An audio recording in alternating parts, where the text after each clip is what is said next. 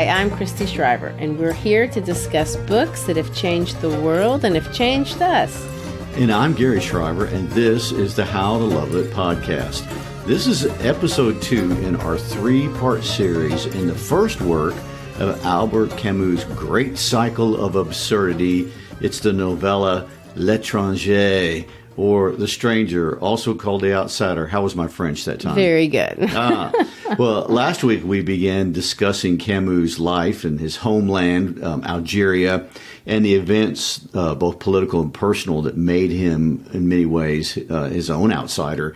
We also introduced the idea that is forever associated with Camus in literary as well as philosophical circles, and that is the concept of the absurd. We'll be using that word a lot today. So we tried to flesh out a little bit of what that feels like, the world, the way Camus would have us understand it.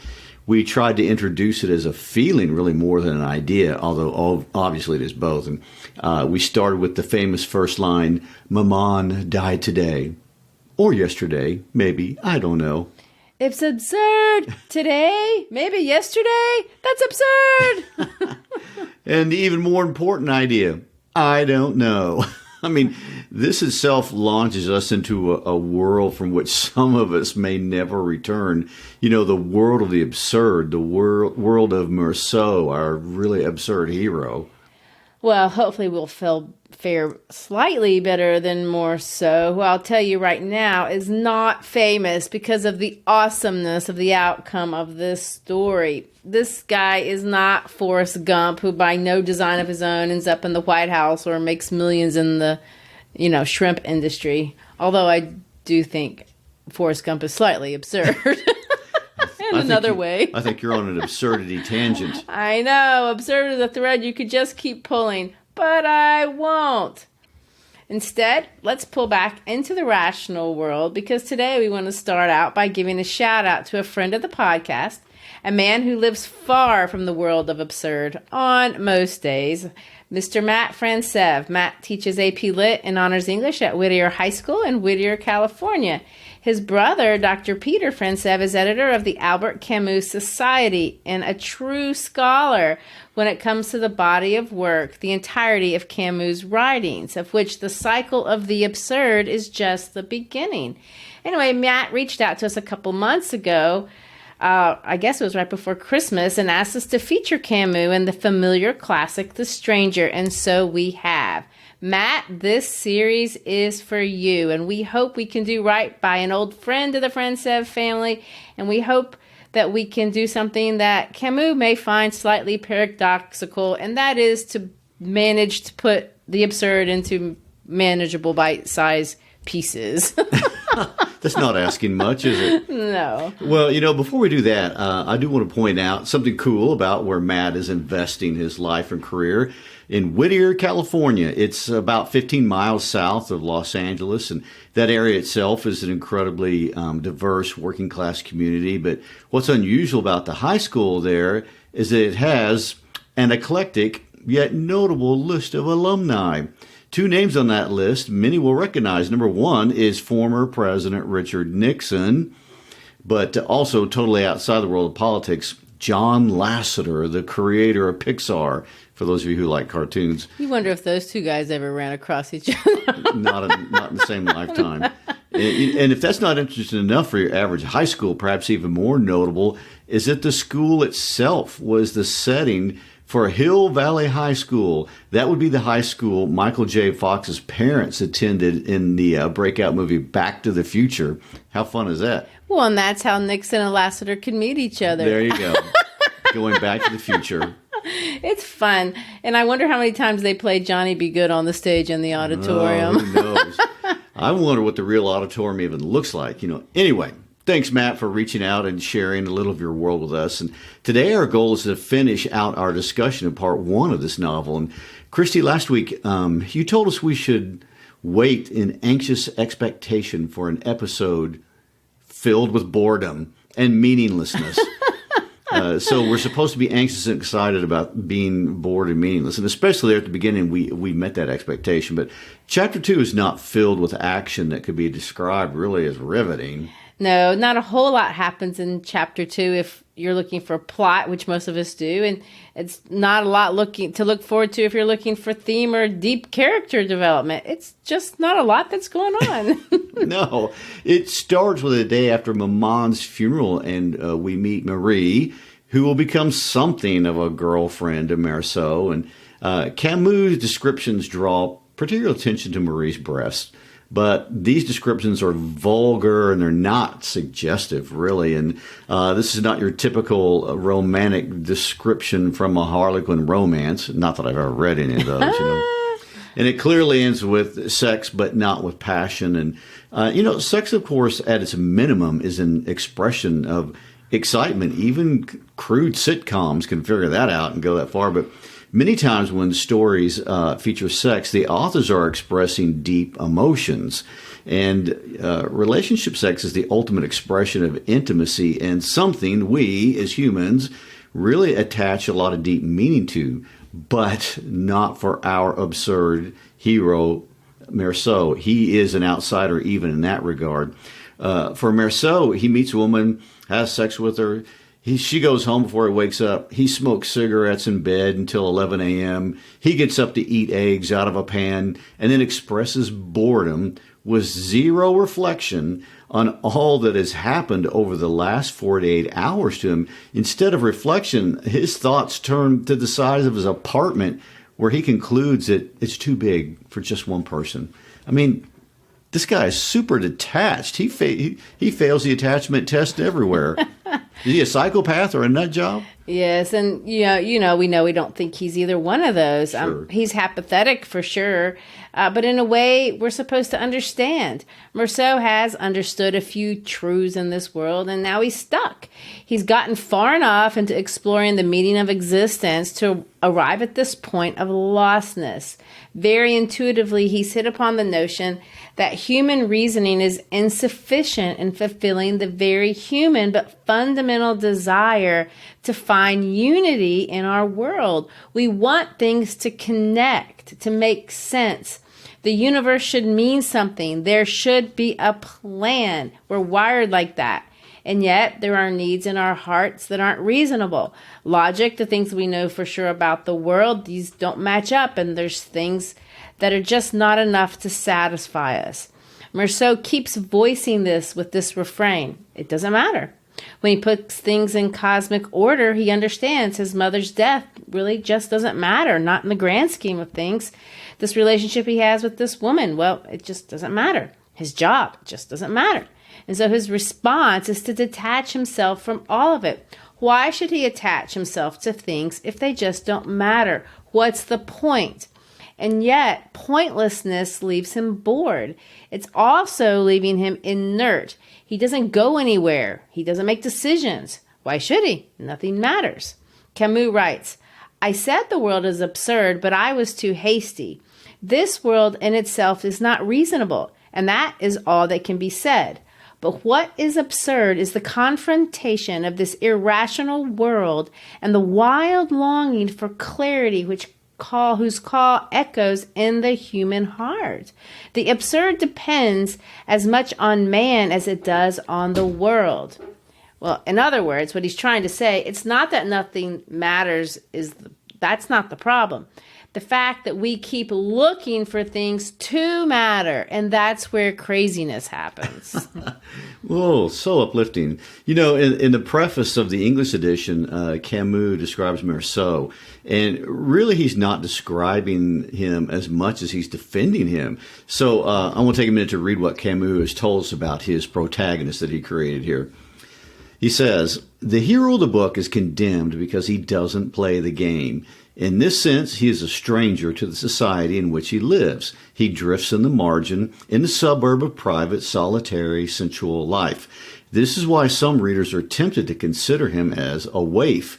You will have a more precise idea of his character, or one at all events in closer conformity with the intentions of the author, if you ask yourself in what way Meursault doesn't play the game. The answer is simple. He refuses to lie. Lying is not only saying what is not true, and as far as the human heart is concerned, saying more than one feels. This is what we all do every day to simplify life. Meursault, despite appearances, does not wish to simplify life. He says what is true. He refuses to disguise his feelings, and immediately society feels threatened. There's more, and we don't have time to read it all, but, Camus goes on to say that Meursault is a man who, and again I quote, is poor and naked, in love with the sun, which leaves him no shadows, and far from it being true that he lacks all sensibility. A deep, tenacious passion animates him, a passion for the absolute and for truth. And it is still negative truth, that truth of being and feeling, but one without which no victory over oneself and over the world will ever be possible. Again, and this is still recapping the general idea of last week, Meursault refuses to do what Camus calls philosophical suicide in his companion piece, The Myth of Sisyphus. He won't buy into an easy answer that will keep him from facing reality, to simplify things, as Camus said. Meursault wants to really see his life with clarity. That's what Camus is calling honesty. It's not because he doesn't lie, and he will lie. He lies for Raymond, and we'll see that, and I find it despicable. But he won't lie to Marie about loving her, or to the nursing home people about wanting to see his mother. Camus says this, and I know we're quoting Camus' other writings a lot, but I think they kind of help inform his story. He says this: I understand then why the doctrines that explain everything to me also debilitate me at the same time. They relieve me of the weight of my own life, and yet I must carry it alone. So in other words, when explaining or simplifying the world to ourselves, we can do this maybe through religious terms, economic terms, political terms, whatever terms we want to. Maybe we can numb the burden of suffering to some degree, but the cost of that is personal honesty. And that might not be something we should do. When I think about how to conceptualize this, for me, the easiest way to think of it is in terms of that movie, The Matrix. And that movie, some people don't know that they're basically vegetables in a machine concoction. But then there are others that do know. But then they decide they don't care, and they just plug themselves back into the machine. For Camus, plugging yourself in is the no-go. You must face your own reality. Knowing that it is absurd, you just have to. The Matrix is a great example. When Camus says Meursault doesn't lie, he means it. Meursault won't live in a matrix, and just like in the movie, this is a threat. It makes everyone uncomfortable, and having said that in his defense, it is not possible to read this and not be uncomfortable with Meursault, with his choices, with his inertia, which is such a perfect word to describe him, with his inability to exercise any agency of any kind, especially when he witnesses and even participates in some pretty horrific things, culminating in an actual death. Yes, and now we have finally reached the theme of this episode. Last week, we laid down the premise of the absurdity of life, which we've just revisited. We laid down the premise that we're all just specks in the universe, which creates this absurdity of life that goes on with or without us, and that we will eventually disappear from completely.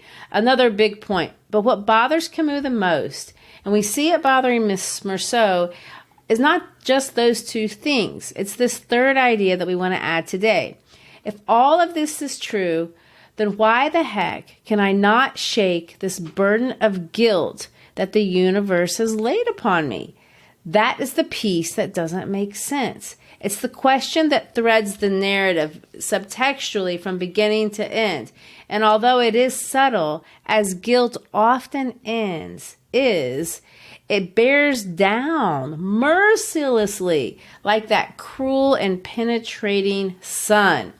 We pointed it out last week when it showed up on the first page, because Meursault feels the need to defend his choice of putting his mother in the home, as if someone were judging him for that.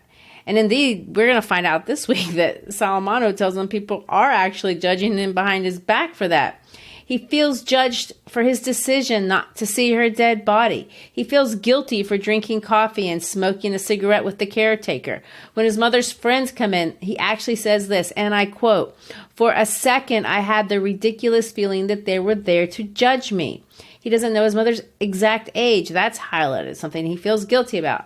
I point these things out because they all come back as reasons to judge him when he is actually in a literal trial. At the funeral procession with the sun glaring down, he's confronted with a woman who says this to him, and I'm going to quote again. If you go slowly, you risk getting sunstroke. But if you go too fast, you work up a sweat and then catch a chill inside the church. To which Merceau thinks this thought, she was right. There is no way out. One of those statements that's true on various levels, it's really kind of an epiphany in a way. Yes, and I think it's something like that. Now we're in chapter 2, and Merceau tells Marie that his mom has died. She looks at him as if to judge him, and he wants to again justify himself with the same line he told his boss, that it wasn't his fault, but he decides not to, because now he's acknowledged something a little deeper. There's been a progression here that we're going to follow through the story. He says this, you always feel a little guilty. So what do you think that means? Of course, it's true, and it's extremely normal to feel guilt when someone dies, and especially when someone you love dies. And Merceau did love his mother. I think that's absolutely true. So in this case, you just can't help but feel responsible and guilty. Why do you say with such assurance that Merceau loved his mother? He claims that they were bored with each other, and lots of people later on are going to accuse him maybe even of the exact opposite. I say that because I'm a big believer in ignoring what people say and paying attention to what people actually do. So we can see from Merceau's behaviors that he did love his mother, and not just because he calls her maman, but he provided for her. The reason he sent her to the home was because he didn't want her sitting in that house by herself. His concern was that she was bored, and he wanted what was best. And, he's clearly a man with a modest income, and yet he is her sole provider, and he provides faithfully, and there's no expression of resentment in him towards her. And he seems happy to do it. And his guilt originates in love. And I think we're going to see that there is evidence he loves Marie, too, to some degree. But Merceau's problem is not that he can't feel. Merceau definitely can feel. He just can't get his mind to wrap around what his feelings mean. Feelings obviously aren't rational. They don't have a point. And for Merceau, that's a huge problem. Honestly, Camus expressing here this idea of not conforming to society's expectations of how you should express yourself is, again, something that resonates with so many teachers, or let me just say with so many teenagers when they read this book. But especially we see it in high school. This idea of appearing apathetic when in reality it's not apathy but numbness that you're experiencing, and that can get people in a lot of problems. In my world, it manifests itself sometimes with flunking grades. How many boys, and they usually are boys, I really think that's true, are made to sit in a chair with their teachers, their guidance counselors, their parents, sometimes all at the same time in the same room. And the general theme of the meeting is that they're there to tell the student that he simply doesn't care about his learning. Everyone is there because they care, and they want him to understand how bad it is that he doesn't care about his education, his family, his life, all of which can be seen through a general apathy towards school. Perhaps he's skipping, perhaps there's drugs, there's troublemaking of one sort or another, and the student sits in agreement with the behaviors. But often the point that is incorrect is the diagnosis of apathy as the culprit. It's simple to say that a person or a student just doesn't care, but more often than not, the problem, paradoxically, maybe it's the opposite. It's the caring that causes the jam and causes the failing grades and all the other self-sabotaging behaviors. Man, I've been in many of those meetings myself, and the irony is really in the pointlessness of it all. The student feels guilty. That's never the problem. I mean, we can see that they feel guilty. Sometimes they might even cry. Often they feel badly for making their mothers come up to school at 6:30 in the morning, which is when we have parent meetings around here. They feel badly for not being able to make themselves do the work. They feel badly for the bad grades and the school skipping, the vaping in the bathroom, whatever it is they have going on. They feel badly for the shame of the confrontation. And, the feeling of guilt is definitely overwhelming, but what does that do? When has guilt ever been a good motivator for success? As with Meursault, guilt, especially this generalized, unspecific guilt, it just escalates into other bad things. Well, Camus makes our absurd hero wrestle with this absurd problem. And if I were a character in the story, I'd probably be fussing at Meursault nonstop, although I know it would be futile. I can already hear myself saying, treat that girl better, take that promotion, stop hanging out with that garbage of a person. But in my estimation, Meursault runs hard in the wrong direction, or at least not in any direction that I would want him to go if I were his mother. He runs straight into his feelings of guilt and pushes those to an extreme point. Let's watch how this happens with each engagement. Yes. Well, the next engagement of note for me is Meursault running into his old neighbor, Salamano, and his dog. The relationship Salamano has with his dog is one Camus is strangely interested in. He describes the man and his dog almost like a miserable old married couple. On my way upstairs in the dark, I ran into old Salamano, my neighbor across the landing. He was with his dog. The two of them have been inseparable for 8 years. The spaniel has a skin disease, mange, I think, which makes almost all of its hair fall out and leaves it covered with brown sores and scabs. And after living together for so long, the two of them alone in one tiny room, they've ended up looking like each other. Old Salamano has reddish scabs on his face and wispy yellow hair. As for the dog, he's sort of taken on his master's stooped look, muzzle down, neck straining. They look as if they belong to the same species, and yet they hate each other. Twice a day at 11 and 6, the old man takes the dog out for a walk. They haven't changed their route in 8 years. You can see them in the Rue de Lyon, the dog pulling the man along until old Salamano stumbles. Then he beats the dog and swears at it. The dog cowers and trails behind.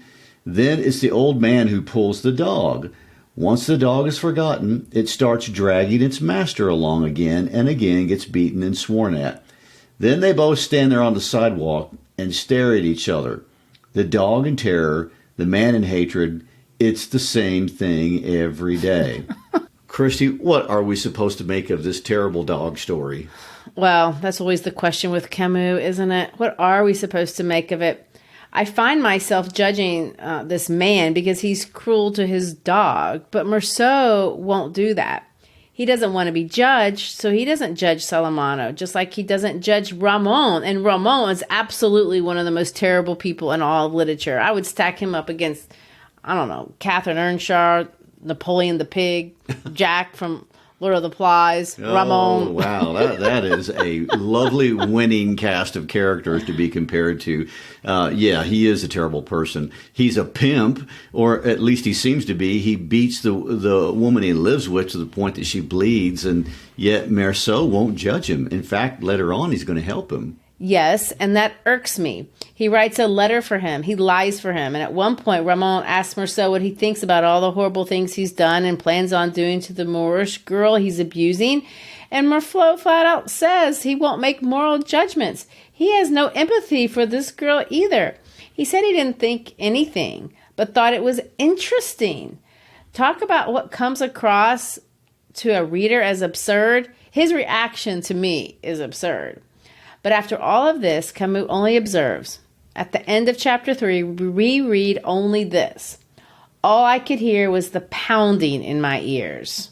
I stood there motionless, and in old Salamano's room, the dog whimpering softly. As Meursault absorbs what I would be considered two various obvious expressions of evil in the world, Camus creates what he calls a divorce between the world as it is and man's conception of the world as it ought to be. What he's describing here is the world as it is, and not the world as I want it to be, where pets and women are held in places of tenderness, where respect for life is highly regarded, and where raw power isn't exercised so mercilessly. I think Camus has gotten under your skin. Obviously, me being the non-literary side of the microphone right here, I find it very, very interesting that Camus keeps setting up situations that every human would have a strong reaction to, and then Meursault has no reaction to it.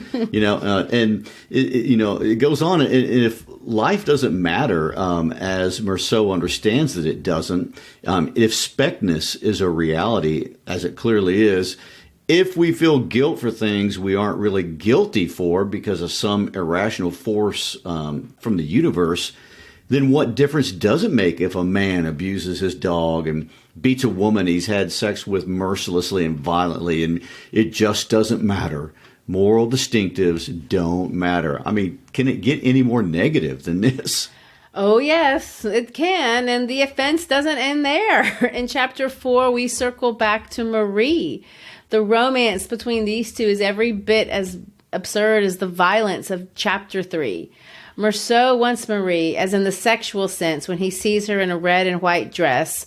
Make of those colors what you will. He notes her breast again. By the way, I'm not sure how to understand all of that. But anyway, they spend the day, they spend the night together. It's all very sensual. The next morning, instead of cutting out before Meursault wakes up, Marie sticks around. Meursault goes out, gets some meat for them. And then we have an odd juxtaposition of observations. Let's read those. That morning, Marie stayed, and I told her that we would have lunch together.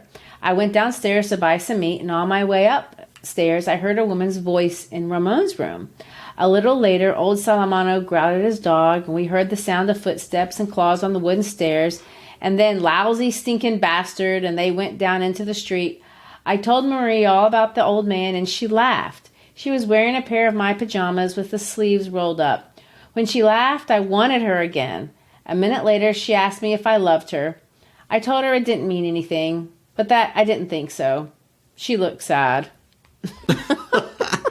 This is not a Harlequin romance. Oh, I agree with Marie. I would be sad too. This is terrible. But Meursault, he doesn't say more than he feels. He doesn't make judgments. And sometimes, actually most of the time, he doesn't say anything. He's an outsider. He's a stranger. For Meursault, he couldn't see that any of it even mattered. Why should it? I think he believes that's the rational thing to believe, but I think there's something about this absurdity that refuses to let him find peace. In chapter 6, his boss basically offers him a big promotion. He's offered an opportunity to work in Paris, to travel, to do all the things he would describe as being important. Meursault's reaction to this offer is as apathetic as his reaction to Raymond beating the pulp out of his mistress. I mean, he says to his boss that he isn't interested in a change of life. He says one life is as good as another. He's not dissatisfied with his life there in Algiers. But here's the crux of it. It doesn't matter. None of it mattered. For the absurd hero, that's where you get to with everything. He says the same thing when Marie revisits their relationship. That evening, Marie came by to see me and asked me if I wanted to marry her. I said it didn't make any difference to me, that we could if she wanted to. Then she wanted to know if I loved her. I answered the same way I had the last time, that it didn't mean anything, but that I probably didn't love her. So why marry me then? She said. I explained to her that it didn't really matter and that if she wanted to, we could get married. Besides, she was the one who was doing the asking, and all I was doing was saying yes. Then she pointed out that marriage was a serious thing. I said no. She stopped talking for a minute and looked at me without saying anything. Then she spoke. She just wanted to know if I would have accepted the same proposal from another woman with whom I was involved in the same way. I said sure. Then she wondered if she loved me, and there was no way I could know about that. After another moment's silence, she mumbled that I was peculiar, and that was probably why she loved me, but that one day I might hate her for the same reason. I didn't say anything because I didn't have anything to add. Wow. I mean, it's turning into a refrain. Nothing matters, nothing matters, nothing matters. Meursault dwells in a lot of silence, and for that reason alone, maybe nothing matters. He explains nothing because there's nothing to explain. He expresses almost no feelings to us, his readers, but ironically, as we will see during his trial, everyone that he knows defends him as being a pretty decent human being. For the most part, he does right by the people in his life. His mother, Marie, Ramon, Salamano, even Celeste, the lady from the diner. That's not the problem. For Meursault, the problem is not whether he loved or didn't love his mother. The problem is that it doesn't matter if he did or if he didn't. It doesn't matter if he loves Marie. He's happy to marry her if she wants, but really the fact that they love each other or don't love each other, marry or don't marry, it just doesn't matter. And on he goes with everything in the world. For Camus, this is reality, and it can make you dizzy, and you can go around and around.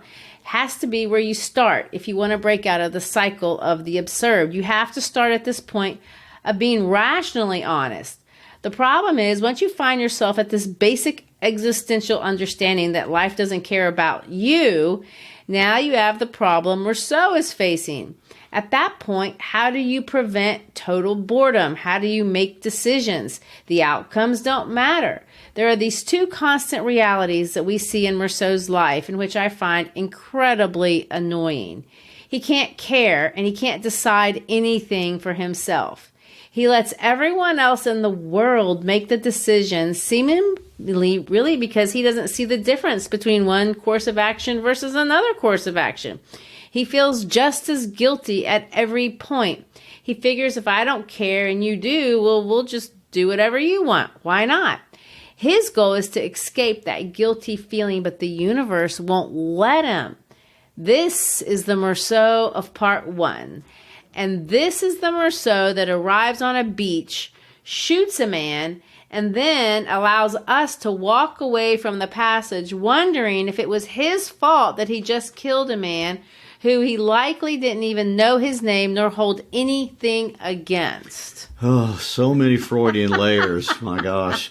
Ironically for me, the day of the murder is really the happiest day in the entire story. And so much so that out of nowhere, we see Meursault having this thought, and I quote, "For the first time, maybe, I really thought I was going to get married."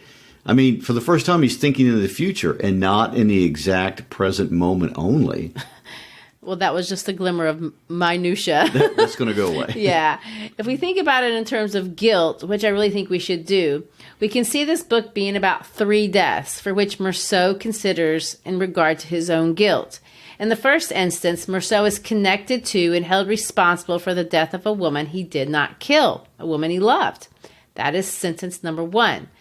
The second death is this death of a person that Meursault is 100% responsible for killing, but whose death he did not wish nor even intend.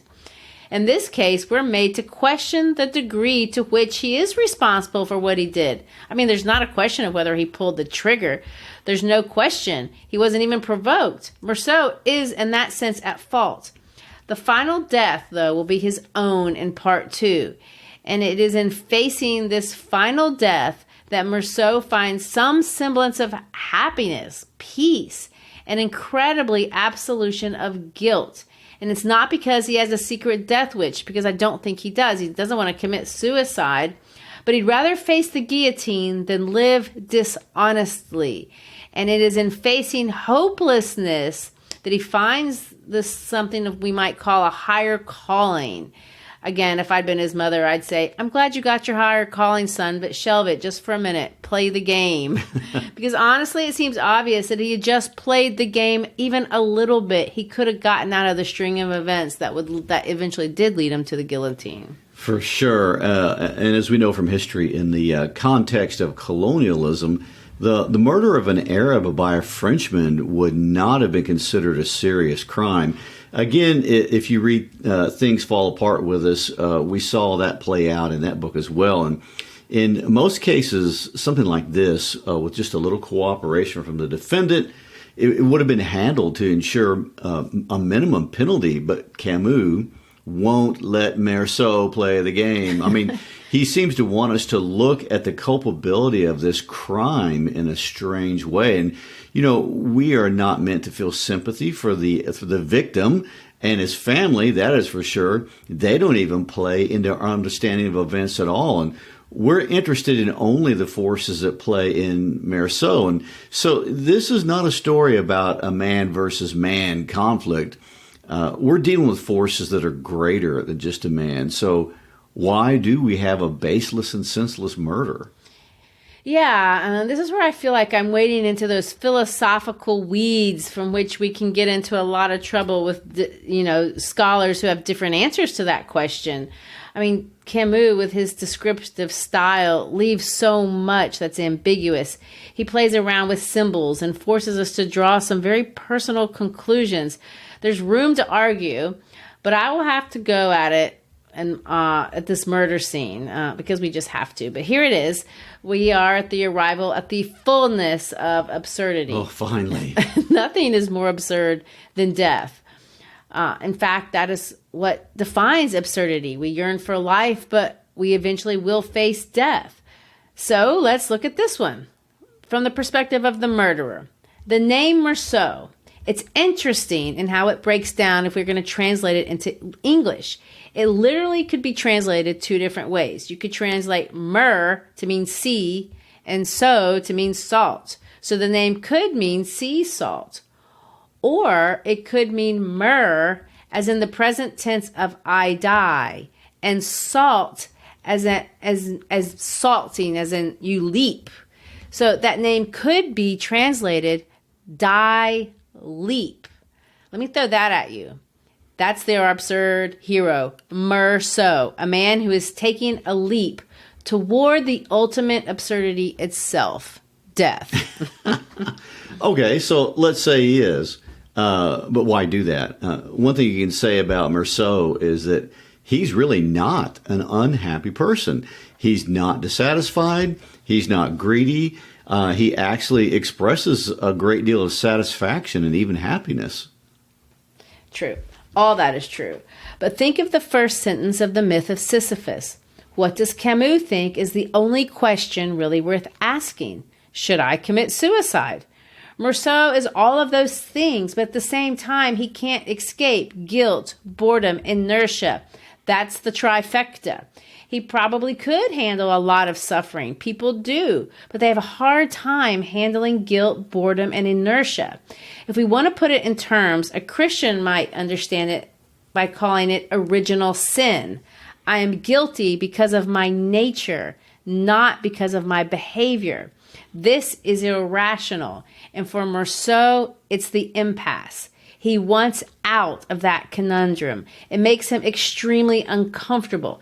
The scenes on the beach are full of sun and are incredibly uncomfortable from the moment Ramon pulls out the gun. The sun stops the world. There's the sea, the sand, the sun, the silence. There's intense heat. It's worth reading. It occurred to me that all I had to do was turn around and that would be the end of it. But the whole beach, throbbing in the sun, was pressing on my back. I took a few steps toward the spring. The Arab didn't move. Besides, he was still pretty far away. Maybe it was the shadows on his face, but it looked like he was laughing. I waited. The sun was starting to burn my cheeks, and I could feel drops of sweat gathering in my eyebrows. The sun was the same as it had been the day I buried Maman, and like them, my forehead especially was hurting me, all the veins in it throbbing under the skin. It was this burning which I couldn't stand anymore that made me move forward. I knew that it was stupid, but I wouldn't get the sun off me by stepping forward. But I took a step, one step forward, and this time, without getting up, the Arab drew his knife and held it up to me in the sun. The light shot off the steel, and it was like a long, flashing blade cutting at my forehead. At the same instant, the sweat in my eyebrows dripped down over my eyelids all at once and covered them with a warm, thick film. My eyes were blinded behind the curtain of tears and salt. All I could feel were the symbols of sunlight crashing on my forehead and indistinctly the dazzling spear flying up from the knife in front of me. The scorching blade slashed at my eyelashes and stabbed at my stinging eyes. That's when everything began to reel. The sea carried up a thick, fiery breath. It seemed to me as if the sky split open from one end to the other to rain down fire. My whole being tensed, and I squeezed my hand around the revolver. The trigger gave. I felt the smooth underside of the butt, and there, in that noise, sharp and deafening at the same time, is where it all started. I shook off the sweat and sun.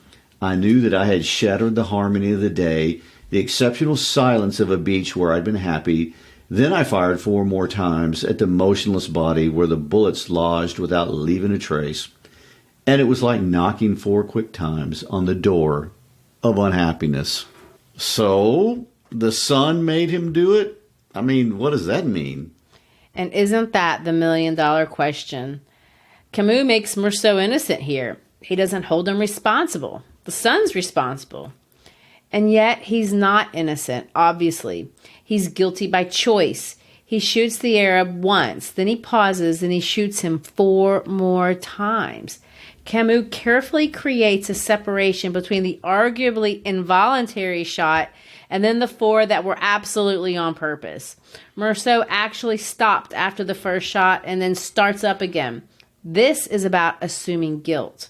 Meursault wants something with this. He wants to be guilty, to understand himself as being guilty. Where before nothing meant anything, as he said over and over again, he has now committed a specific offense for which there is a concrete association with guilt. Meursault had not wanted to look at his mother's dead body. He didn't understand why he felt that generalized guilt. But here, Meursault understands. He looks, to use his words, he knows he broke the equilibrium of the day. He has come to feel responsible. Responsible for the first time. And I know I'm getting ahead, but my mind goes here to Camus' later writing. In The Rebel, he says, conscience comes to light with revolt. This feels like revolt against the universe and maybe even against God, if you will. Oh, definitely it is. And it is rebellion and it is revolt. And these, of course, are the themes for episode 3 as we try to break down part 2 of the book, which is the optimistic side. Oh, if you really? Can Okay. find one. At the end of part 1, Meursault will not say anything. He reacts in silence. Shooting the Arab 4 more times was like, and let's quote this, knocking 4 quick times on the door of unhappiness. Well, I guess he's not happy about killing the Arab. I mean, there was no vengeance, there was no thrill or bloodthirst, just the door of unhappiness on a day that had actually been pretty happy. Yeah, I think so. Some say we will always have to wade through unhappiness to get to consciousness and to peace on the other side. I think, Camus kind of leans in that direction. The sun, if we cannot figure out or agree on what it symbolizes, if nothing else, expresses something that is subjugating our hero and from which he finally feels an overwhelming compulsion to revolt. He knows it won't help. He knows he can't escape the sun, but this metaphysical need to fight back, that's the sentiment. And so we see for the first time our apathetic character that can never do anything on his own accord. He finally acts upon the world. I mean, it's a negative act, to be sure. It's a terrible act, and one that's going to cost him. But for Camus, that's the beauty of art. Meursault's act is necessary, and not just for him, but for us as well. We cannot confront the absurdity of our own lives, Camus believes, without assistance. And in some ways, Meursault's murder of the Arab is an act of conscience for us too. And if we can arrive at it with the aid of art, perhaps we can also push through the door of consciousness without those 4 condemning knocks of our own unhappiness, or at least without, some horrifying stinging consequences there at the end. Wow, Christy, that is really living vicariously. I think I just heard you say, if we feel the need to murder the universe, read this book and let Camus do it for us to avoid all the messy cleanup, like an Agatha Christie-style detective story. Yeah, I think it's something like that exactly. Oh, so encouraging and uplifting. And I say that with as much sarcasm as I can muster. Oh, and yet not. But you're promising me redemption in Yes, the next indeed. section. Well, there you go. Next week, we will walk with Meursault through the long and claustrophobic trial scene and watch his world play out in yet another set of strange metaphysical contradictions. The absurd conclusion to the absurd. Always with the absurd, more absurdity. So thanks for listening and being with us today during our deep dive of Camus and absurdity. We ask that you follow us on all of our social media outlets. We also like to encourage you to go to howtolovelit.podcast.com. Check out the new merchandise. We have hoodies and shirts and coffee mugs and all kind of fun things that we think you need to give as gifts to your good friends. Anyway, thanks again for being with us. Peace out.